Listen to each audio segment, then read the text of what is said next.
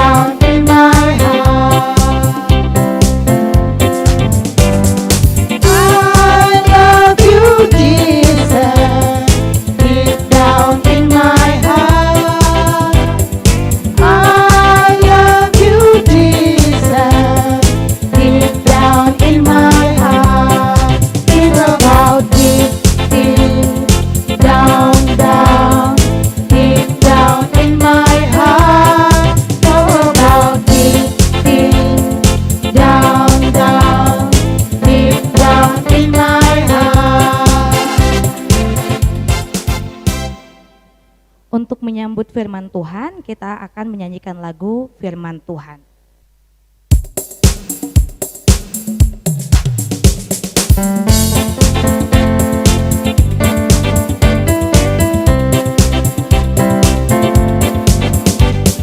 Buka Alkitab, lalu ku baca.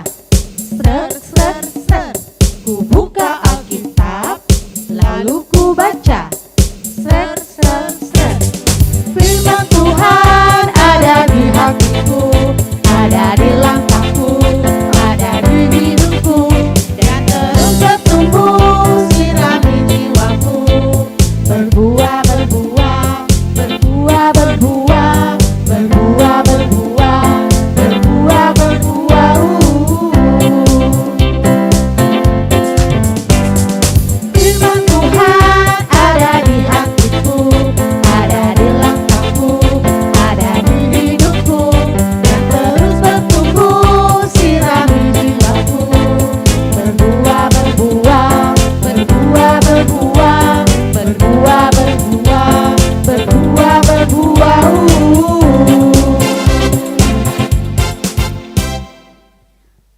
Sekarang kita akan mendengarkan firman Tuhan yang dibawakan oleh Sejamot.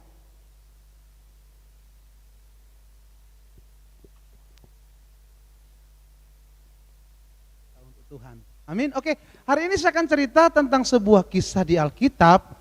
Mungkin kita udah pernah dengar. Ceritanya adalah tentang seorang tokoh yang mengalami pertobatan, yaitu Yunus. Tema firman Tuhan kita hari ini adalah Yunus di perut ikan yang tertulis dalam kitab Yunus pasal 1, 2, dan 3. Gimana sih ceritanya, Siapakah si Yunus? Kok bisa di perut ikan sih? Oke, dengarkan ceritanya. Jadi, ada sebuah kota yang sangat besar. Kota itu bernama kota Niniwe.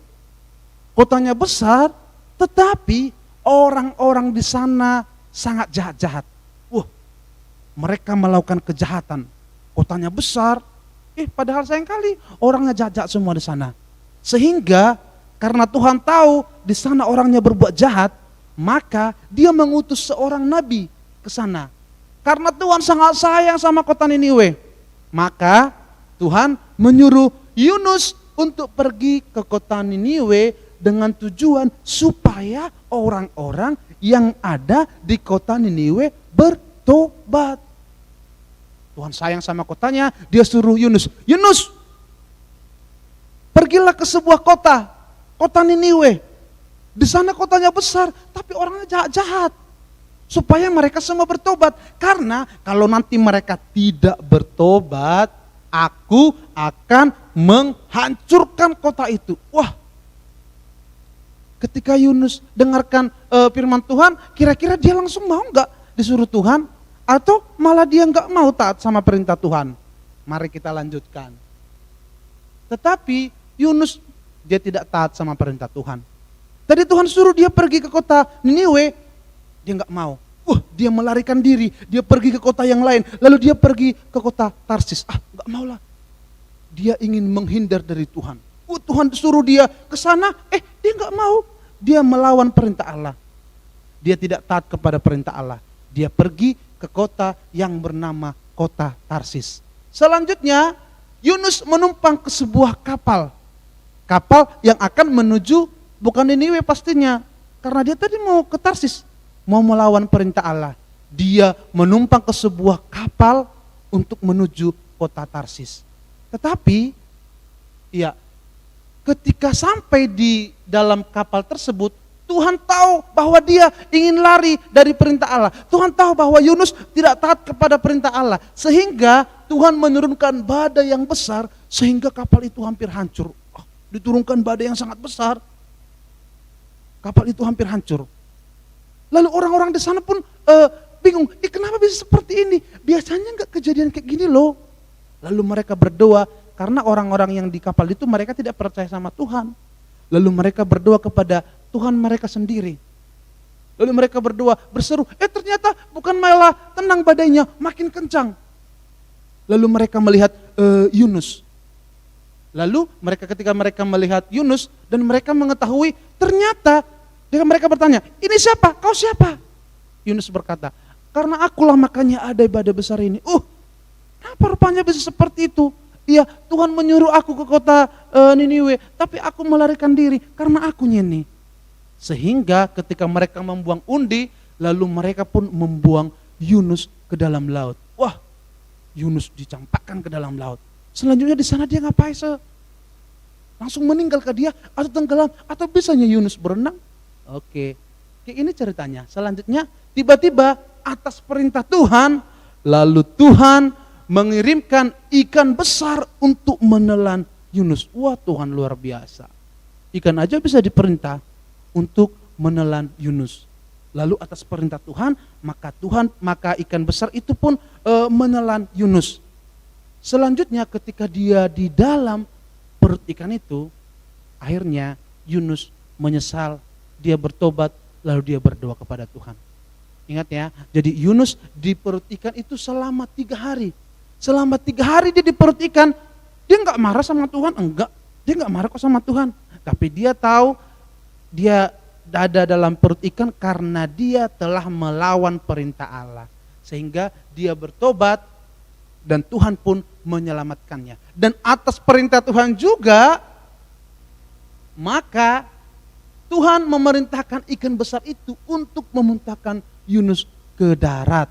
Jadi Tuhan itu luar biasa, ikan aja bisa disuruh, wah, telan dulu si Yunus, hop, ditelan. Muntahkan dia ke darat, wah, dimuntahkan lagi. Karena apa? Tuhan berkuasa atas semesta ini, atas semuanya, termasuk atas binatang laut juga. Sehingga untuk kedua kalinya, Tuhan berfirman kembali kepada Yunus. Yunus, pergilah ke kota Niniwe, kota yang besar itu, beritakanlah firman di sana, karena kalau mereka tidak bertobat, maka aku akan menghancurkan kota itu.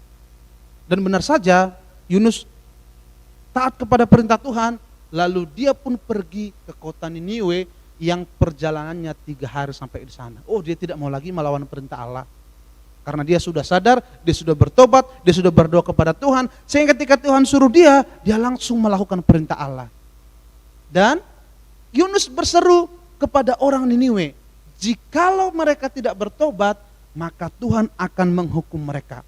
Lalu Yunus berkata kepada orang yang ada di Niniwe, Tuhan akan menghancurkan kota Niniwe ini, karena semua orang-orangnya jahat. Tetapi kalau orang-orang yang jahat itu bertobat, maka Tuhan tidak akan menghancurkannya. Wah, ketika mereka mendengar firman yang disampaikan oleh Yunus itu, oh mereka takut, kita akan dihancurkan, oh kita akan dimusnahkan karena kita berbuat jahat. Karena siapa yang menentang perintah Allah akan mendapatkan hukuman. Lalu orang-orang Niniwe pun tahu mereka harus berbuat apa. Lalu semua orang Niniwe percaya kepada Tuhan, mereka berdoa, mereka berpuasa, dan mereka bertobat. Jadi ketika Tuhan memberitakan firman lewat Yunus ke sana, lalu orang-orang yang di Niniwe pun sadar, mereka bertobat, mereka tidak mau lagi melakukan kejahatan, dan mereka berdoa. Kalau orang yang sudah bertobat, tentunya Tuhan akan berkati. Sama seperti Yunus tadi, ketika dia berdoa kepada Tuhan, maka Tuhan pun kembali memakai dia menjadi hambanya. Selanjutnya, lalu orang Niniwe tidak berbuat jahat lagi, maka Tuhan tidak jadi menghukum kota itu. Iya, karena mereka mau bertobat, karena mereka mau berdoa, karena mereka mau berpuasa, karena mereka tidak mau lagi melakukan kejahatan, akhirnya Tuhan tidak jadi membuat bencana kepada kota itu, dan Tuhan menyelamatkan kota Niniwe yang besar tadi karena mereka bertobat. Oleh karena itu ayat hafalan kita, Ia sabar terhadap kamu, yang tertulis dalam 2 Petrus 3 ayat 9, yaitu artinya Tuhan. Tuhan itu sabar kepada semua orang yang pernah melakukan dosa. Jadi kalau kita berbuat dosa tapi kita minta ampun kepada Tuhan, maka Tuhan akan memberkati kita. Ada 2 pesan dari cerita sehari ini. Yang pertama, kita harus taat kepada perintah Tuhan. Tuhan pasti menyuruh kita melakukan hal yang baik. Tuhan pasti menyuruh kita melakukan perbuatan-perbuatan yang benar. Oleh karena itu kita harus taat kepada perintah Tuhan. Apa contoh perintah Tuhan? Contoh perintah Tuhan, kita harus menghormati orang tua. Contohnya. Jadi kalau kita taat kepada orang tua, berarti kita sudah taat kepada Tuhan. Jadi kalau kita menaati orang tua kita, berarti kita sudah menaati Tuhan. Apalagi contoh yang lain, kalau di sekolah, misalnya sekarang kan lagi belajar online. Misalnya kalau misnya ngajar, apa contohnya rupanya ya nak, matikan mic-nya ya. Contohnya kalau misnya bilang gitu. Ini kan contoh ketaatan, kalaupun sederhana, oke matikan. Enggak bersorak-sorak, semua bersorak-sorak pakai mic, kan itunya. Jadi matikan mic-nya, matikan kameranya dulu ya, kalau losonya bilang ya dimatikan. Salah satu contoh ketaatan. Jadi kita harus taat kepada perintah Tuhan.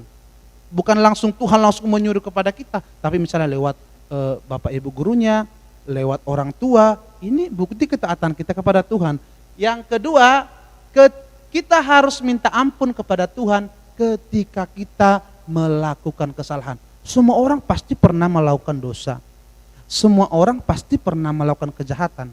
Tapi ketika kita melakukan kejahatan, kita harus bertobat dan kita harus minta ampun kepada Tuhan. Sama seperti Yunus. Dia melakukan kejahatan, dia melakukan ketidaktaatan kepada Tuhan, tapi dia bertobat. Dia minta ampun kepada Tuhan. Sama seperti orang Niniwe, ketika mereka melakukan kejahatan, ketika mereka bertobat, Tuhan memberkati mereka. Kita pun, kalau pernah kita melakukan kejahatan atau dosa, kita harus minta ampun kepada Tuhan, supaya Tuhan memberkati kita. Sama seperti Tuhan memberkati Yunus, sama seperti Tuhan memberkati orang-orang Niniwe, maka Tuhan pun akan memberkati kita jikalau kita datang berdoa dan minta ampun kepada Tuhan. Demikian cerita sehari ini. Sehingga lewat cerita ini, semoga kita semuanya bisa menjadi lebih baik dan bisa taat kepada perintah Tuhan. Oke, semuanya ambil sikap berdoa. Bagaimana sikap berdoa yang diajarkan oleh Miss sama losenya? Kita berdoa. Terima kasih Tuhan buat berkat-Mu, kami boleh ada hari ini karena kemurahan Tuhan. Kami telah mendengarkan cerita, biarlah cerita hari ini, bahkan firman hari ini, memberkati kami semuanya, supaya kami menjadi anak-anak yang taat dan patuh kepada perintah Tuhan. Dan kami boleh minta ampun kepada Tuhan jikalau kami melakukan kesalahan. Terima kasih Tuhan, berkati kami dimanapun kami berada, biarlah berkat-Mu melimpahi kami dengan kebaikan. Terpujilah nama-Mu, kami mengucap syukur kepadamu. Amin.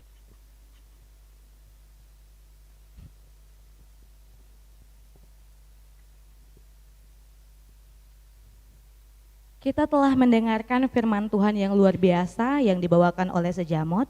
Kiranya anak-anak semua menjadi anak-anak yang taat akan firman Tuhan.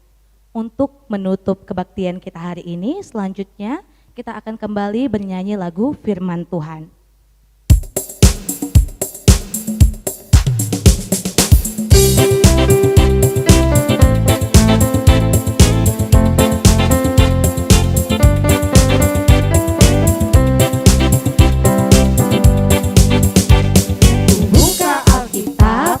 Lalu ku baca, seret, seret, seret. Ku buka Alkitab, lalu ku baca, seret, seret, seret. Firman Tuhan ada di hatiku, ada di langkahku, ada di hidupku, dan terus bertumbuh sinari jiwaku. Berbuah, berbuah, berbuah, berbuah, berbuah, berbuah, berbuah, berbuah.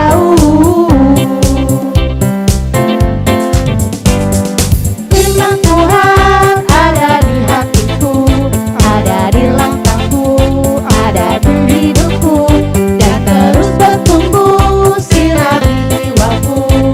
Berbuah, berbuah, berbuah, berbuah, berbuah, berbuah, berbuah, berbuah.